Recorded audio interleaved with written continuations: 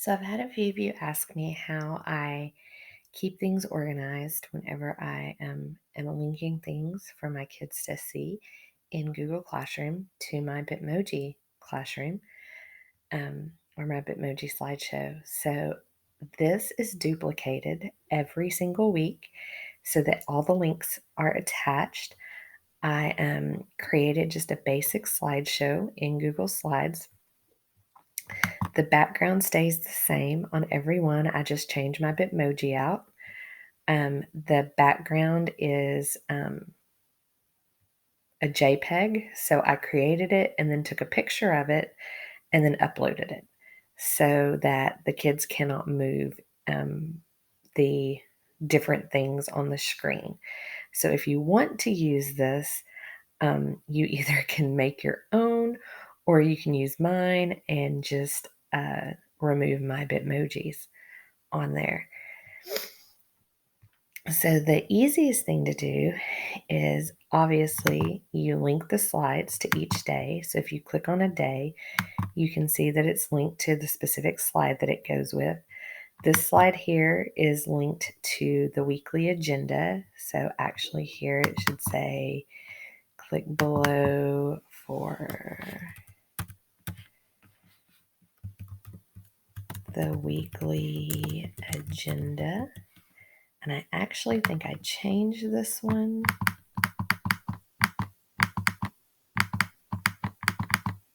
I changed this Bitmoji, I believe, to, I want to say this one.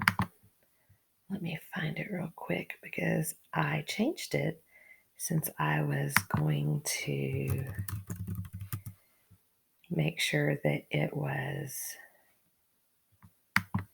and that Bitmoji looks nothing like my new Bitmoji because my new Bitmoji is different than my old Bitmoji, but we're going to put that one down there.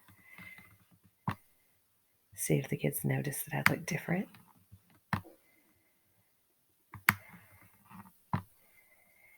And I just link slide 4 to this Bitmoji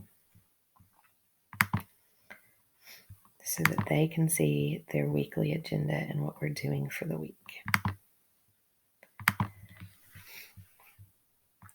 We also say the pledges every day. So here is our pledge that we can click on. We have an intervention time at my school. So this is who meets with me on what day. I teach face-to-face and virtually. So I meet with virtual kids one day and then I meet with face-to-face kids one day. We do get out on Wednesdays at 2, so we have an early dismissal. It's an hour early release. And then on Fridays, the teachers have meetings. So my virtual kids work on Prodigy and my face-to-face kids do an activity with the teacher that comes in the room. On every slide, you're going to notice a little elf.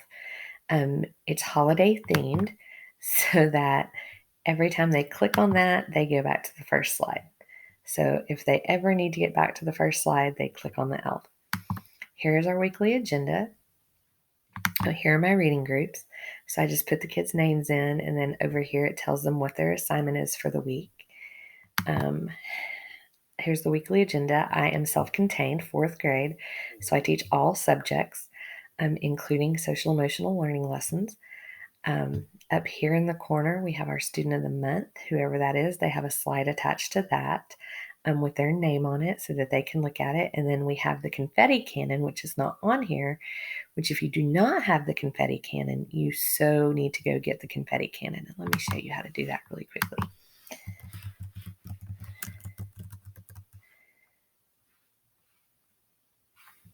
Go type in confetti cannon extension. My kids absolutely love this one. And just add it to your extension bar. I am currently in my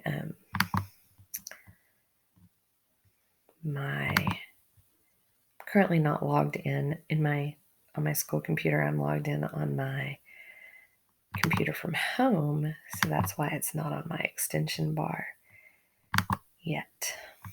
So there we go. So the best thing is when you click on that, and then whenever we're ready to celebrate, we can throw confetti in the air for the confetti cannon. Kids love this for their birthdays. They love it when we celebrate. So it's a really cool extension if you have not found that yet to download. So the real reason why y'all are here is to see why and how you can attach a lesson to your Google Classroom. So my Google Classroom is set up basically where they only have to click on their weekly agenda. Everything else is down here, but I don't want them having to constantly scroll through to find the lesson. So what I did is I created a weekly agenda. And so when they log in, they can click on the weekly agenda and it takes them here. And so basically, this was the week before Thanksgiving. They click on a day. So, for example, let's say they clicked on Thursday and they want to go to the Poetry Nearpod lesson. They just click right here. But if it's a lesson that's embedded in Google Classroom, such as our DOL, they would click here. And then I'm going to have to change my login. So give me just a second to change my login to my school account so that you can see what they would see. So when they clicked on that assignment, they would go directly to the assignment. They would not have to search for it. They would not have to hunt for it. It just automatically appears for them, which is absolutely the best thing in the world because they're not having to hunt and search for it. So, number of the day, that is linked to a different slide. So I just have a different slide presentation that I link to it. And they have to, when I give them their number, they click on that for the number of the day. And that's what they have to do. The math lesson, obviously, it would be in Google Classroom as well. So I would sign in. And again, the kids wouldn't have to do this because they're already logged in. I'm just, again, logged in on my home computer, not my school computer. So it's taking me a little bit longer. And it takes them directly to the Google Classroom lesson. And so all they do is click on that, and then they're at the assignment. So how do I do that? So here's what I do. So I take my assignment, whatever the assignment may be. So for example, if we were doing the poem, I would come over here and I would copy the link.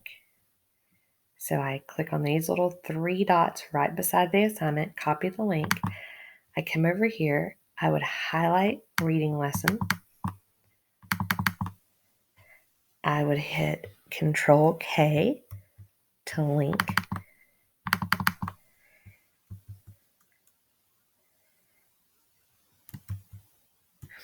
And then I would hit Control V to paste. And now the Google Classroom assignment is there. And if I go to present mode and I click on Monday, there is Monday already, and I click on the reading lesson. And again, obviously the kids are signed in as them. Mine keeps reverting back to me, and I'm not part of my Google Classroom.